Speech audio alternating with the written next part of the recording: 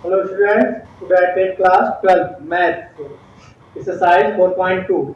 First of all, we discuss on properties of determinants. तो क्या है डिटर्मिनेंट, प्रॉपर्टीज ऑफ डिटर्मिनेंट?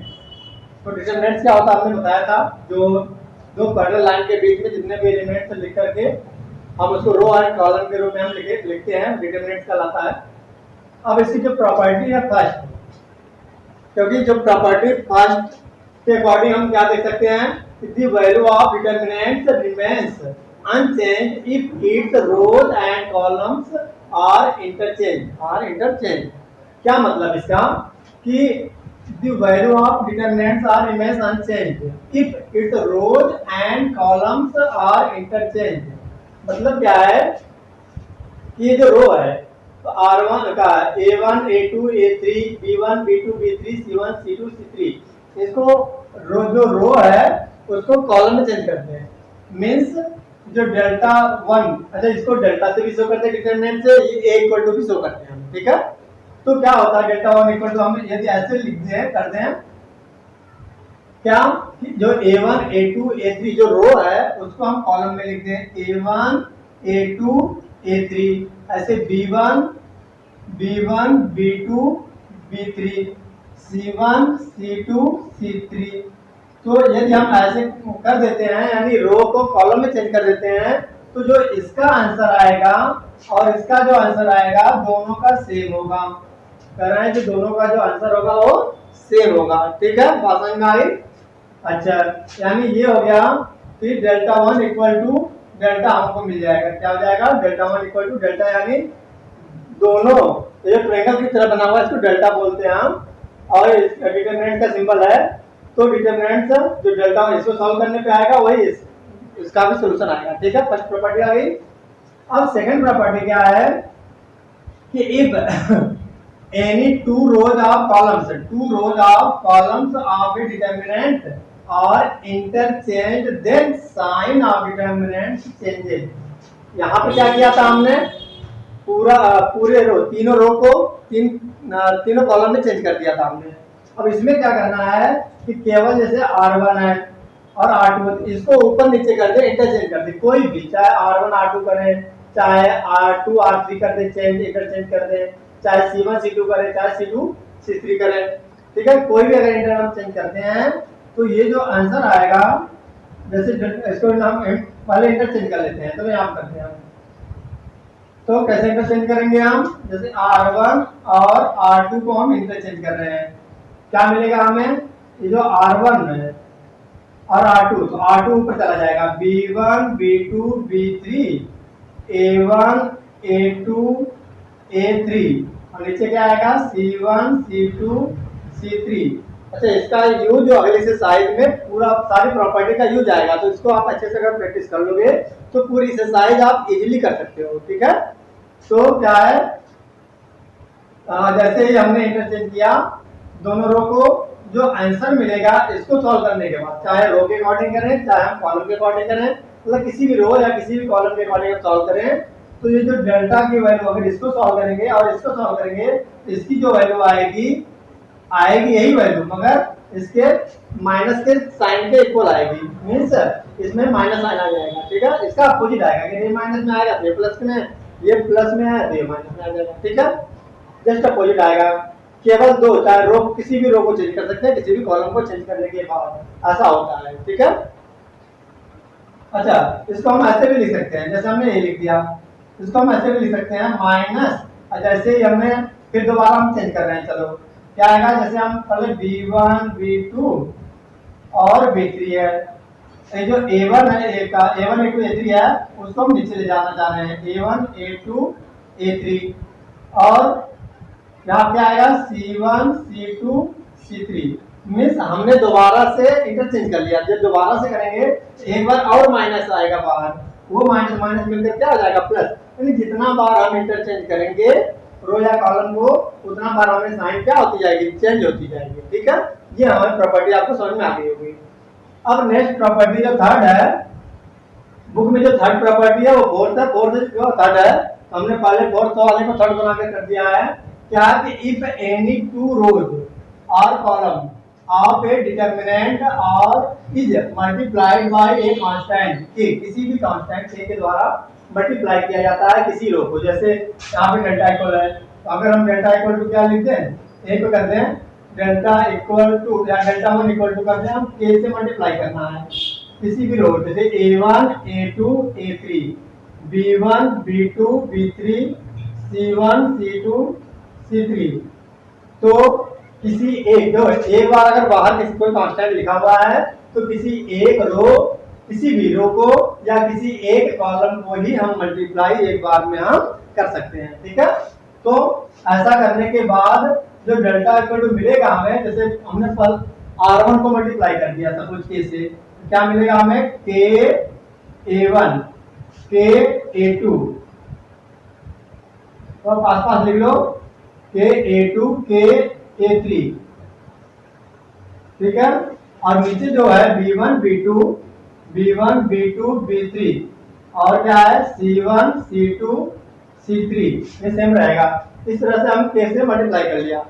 तो ये क्या कर रहा है क्वेश्चन में, जो डेल्टा इक्वल टू अगर हम के कॉमन भी जैसे हमने पहले बाहर रखा था, यहाँ पर जब इसको हम इसके अकॉर्डिंग सॉल्व करेंगे, r1 के अकॉर्डिंग, चाहे r2 के अकॉर्डिंग, चाहे r3 के अकॉर्डिंग, चाहे c1 c2 c3, किसी भी r1 किसी भी रो या कॉलम के अकॉर्डिंग हम सॉल्व करेंगे, तो जो हमारा आंसर मिलेगा वो आंसर होगा k के साथ में, और जो भी आंसर होगा जो भी साथ में इसका जो सोल्यूशन आएगा, इसका जो सोल्यूशन आएगा वो मिलेगा।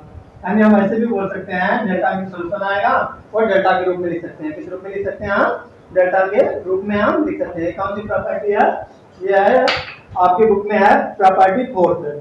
ठीक है, तो हम डायरेक्ट ऐसे लिख सकते हैं के डेल्टा, क्या है वही के डेल्टा के रूप में हम लिख सकते हैं। ठीक है, अब तो प्रॉपर्टी फोर्थ है वो क्या आएगा, अच्छा इस बुक में थर्ड प्रॉपर्टी है कि इफ एनी टू रोज और columns of a determinant are identical then value of determinant is zero. Means क्या है, आइडेंटिकल का मतलब क्या है कि सेम एलिमेंट होने चाहिए। क्या होने चाहिए, सेम एलिमेंट। जैसे डेल्टा इक्वल टू यहाँ पर a1 a2 a3, जो सेकंड रो है वो भी सेम हो। कोई भी दो रो या दो कॉलम इक्वल है तो उस कंडीशन में जो इसका आंसर आएगा वो जीरो आएगा। क्या आएगा आंसर इसका, जीरो आएगा। यानी डेल्टा इक्वल टू क्या मिलेगा हमें, जीरो। इसके एग्जांपल के रूप में मैं एक ले लेता हूं। सपोज डेल्टा इक्वल टू यदि दिया हुआ है हमारा a1 डेल्टा इक्वल टू 2 2 2, अच्छा यहाँ पे 3 4 5 और नीचे जो रो है वह 2 2 2 सेम। तो r1 और r3 ये दोनों दो रो सेम हो गए। तो ऐसे कंडीशन में जो इसका आंसर मिलेगा वह डायरेक्ट जीरो लिख देंगे हम। जो भी प्रॉपर्टी है इसकी हम क्या कर देंगे डायरेक्ट, मतलब इसको सॉल्व करने की जरूरत नहीं है कि इसी रो को अकॉर्डिंग सॉल्व करो डिटरमिनेंट्स को, ऐसा कोई जरूरी नहीं है। केवल हम क्या लिख देंगे डायरेक्ट। जैसे हमने देखा कि दो रो सेम है या कोई भी दो कॉलम भी सेम हो सकता है, तो यदि ऐसा है तो आंसर डेल्टा इक्वल टू क्या मिल जाएगा हमें, जीरो मिल जाएगा। Understood now again. अच्छा इसी का एक प्रॉपर्टी ये भी है कि यदि मान लो जो दो रो है वह इक्वल ना होकर के पहले ही जीरो, एक कोई भी एक रो या कोई भी एक कॉलम यदि जीरो जीरो हो जाए तो इसका आंसर क्या आएगा, और बाकी के जो एलिमेंट हैं वह अलग अलग हों। ठीक है, तो ऐसे कंडीशन में जो इसका सोल्यूशन आएगा बिना सॉल्व किए हम डायरेक्ट लिख देंगे जीरो। कोई भी चाहे एक रो जीरो हो चाहे कॉलम कहीं पर भी हो सकता है, ऐसे भी हो सकता है 0 0 0 2 3 5 6 7 जो भी है। ठीक है, इसका भी आंसर जीरो ही मिलेगा। क्यों, क्योंकि एक कॉलम पूरा क्या है, जीरो है। इस कंडीशन में जो इसका आंसर आएगा फाइनल वो हमें जीरो मिलेगा। ठीक है, इसलिए यदि कहीं जीरो है या दो रो सेम है या दो कॉलम सेम है तो उस डिटरमिनेंट को सॉल्व करने से अच्छा है कि डायरेक्ट हम इक्वल टू जीरो लिख दें। ठीक है, नाउ अगेन अब प्रॉपर्टी फिफ्थ। क्या है प्रॉपर्टी फिफ्थ में,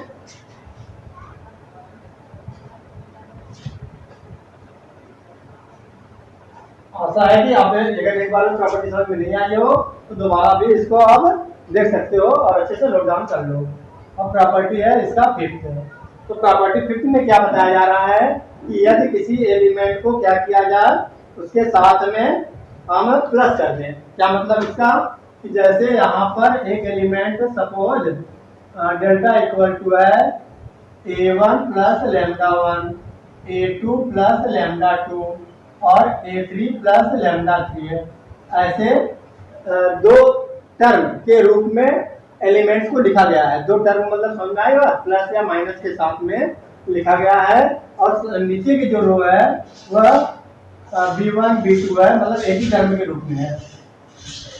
तो ऐसे कंडीशन में क्या करेंगे हम, जैसे C1 C2 C3 है, तो जो डेल्टा इक्वल टू करेंगे तो हम इसको अलग अलग दो डिटर्मिनेंट बना लेते हैं। दो अलग अलग दो डिटर्मिनेंट बना लेते हैं। कैसे? देखो a1 a2 a3 जो पहला एलिमेंट है, जो पहला टर्म है, पहला जो टर्म है फर्स्ट रो का, उसको ले लेंगे और नीचे का जितने भी एलिमेंट्स हैं यानी जो सेकेंड रो है उसको भी नोट कर लेंगे और ये जो थर्ड रो है उसको भी नोट कर लेंगे हम। अच्छा, नोट करने के बाद ये जो प्लस करके हमें लिखना है, जैसे लैम्डा 1 है तो इसके साथ एक अलग डिटर्मिनेंट हमारा तैयार हो जाएगा। कैसे? वो लैम्डा 1 लैम्डा 2 लैम्डा 3 और b1 b2 b3 c1 c2 c3, इस तरीके से हम अलग अलग क्या सॉल्व कर सकते हैं, मतलब अलग अलग डिटर्मिनेंट्स को हम लिख करके सॉल्व कर लेंगे। अच्छा, इसी में क्या होता है कभी कभी कि इस दौरान यदि जैसे अगर एक एग्जांपल मैं अलग से दे दूं, क्या है कि delta equal to a1 plus lambda 1 है, तो अब a1 के साथ में हमने मान लिया 2 प्लस लैम्डा 1 और कोई भी हो सकता है, लैम्डा 1 कोई कांस्टेंट भी हो सकता है, और 2 प्लस लैम्डा 2 2 प्लस लैम्डा 3 है, यदि ऐसे है। और नीचे है 3 4 5 है और नीचे केवल 2 2 2 है। सोचो इसका आंसर क्या मिलेगा। ठीक है, ऐसे मिलेगा इसका आंसर। देखो क्या है, पहले 2 2 2 हम लिख देंगे, 2 2 2, फिर नीचे क्या है 3 4 5 2 2 2। ठीक है, ये रो तैयार, हमारा डिटरमिनेंट तैयार हो गया। फिर दोबारा से लैम्डा 1 लैम्डा 2 लैम्डा 3 3 4 5 2 2 2। ठीक है, तो ये जो आंसर मिला, देखो R1 और कौन सी प्रॉपर्टी अभी हमने फोर्थ में सिद्ध किया था, जब दो रो या दो कॉलम अगर इक्वल है उसकी वैल्यू क्या आ जाएगी 0। तो इसकी वैल्यू हमने डायरेक्ट 0 लिख देंगे और इसको, इसमें कोई दो रो सेट नहीं है तो क्या होगा कि इसको हमें इसके अकॉर्डिंग हमें सॉल्व करना पड़ेगा क्योंकि इसमें कोई प्रॉपर्टी नहीं लग रही है। और सपोज यदि यहाँ पर b क्या मिल जाए 3 4 5, यहाँ पर जो एलिमेंट है 3 4 5 3 4 5 है, तो सोचो क्या आंसर आएगा। अगर 3 4 5 आ जाए तो क्या होगा, यहाँ पे कितना मिलेगा हमें 3 4 5, क्या मिलेगा हमें 3 4 5। ठीक है, तो अब देखो ये एलिमेंट्स है, मतलब अलग अलग जो डिटरमिनेंट्स है, मतलब 5 है 4 तो 6 है और यहाँ पे 7 लिखा हुआ है। ठीक है, तो उसको अगर हम इस रूप में अगर हमने ब्रेक कर लिया, अगर हमारे माइंड में ये आ गया कि हमें 2 + 3 कर देना चाहिए, 2 + 4 कर देना चाहिए, 2 + 5 कर देना चाहिए, तो उसका जो सोल्यूशन होगा वो इस तरीके से हो जाएगा कि 2 के साथ पहले एक डिटरमिनेंट बनाएंगे, फिर 3 4 5 के साथ एक डिटरमिनेंट बना लेंगे। तो क्या होगा ऐसा, देखो ये 3 4 5 सेम हो गया, तो क्या है कि जैसे ही यह सेम हो गया इसका भी आंसर 0 हो जाएगा, यानी फाइनल आंसर 0 हो जाएगा। बिना सॉल्व किए हम मालूम कर सकते हैं कि हमारा आंसर क्या होगा। ठीक है, अच्छा, और नेक्स्ट प्रॉपर्टी है प्रॉपर्टी नंबर 6 है।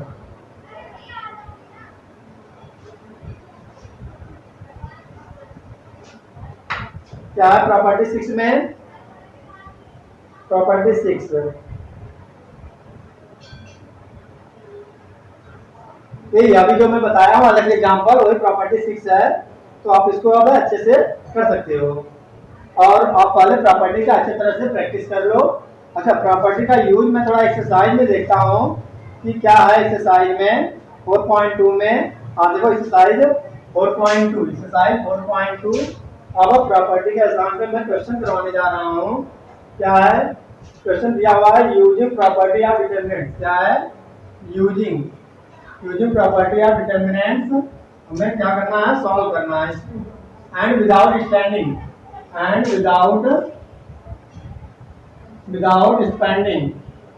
बिना स्पेंड किए हमें सॉल्व करना है। Without spending in exercise 1 to 5 prove that. हमें प्रूव करना है। क्या करना है, प्रूव।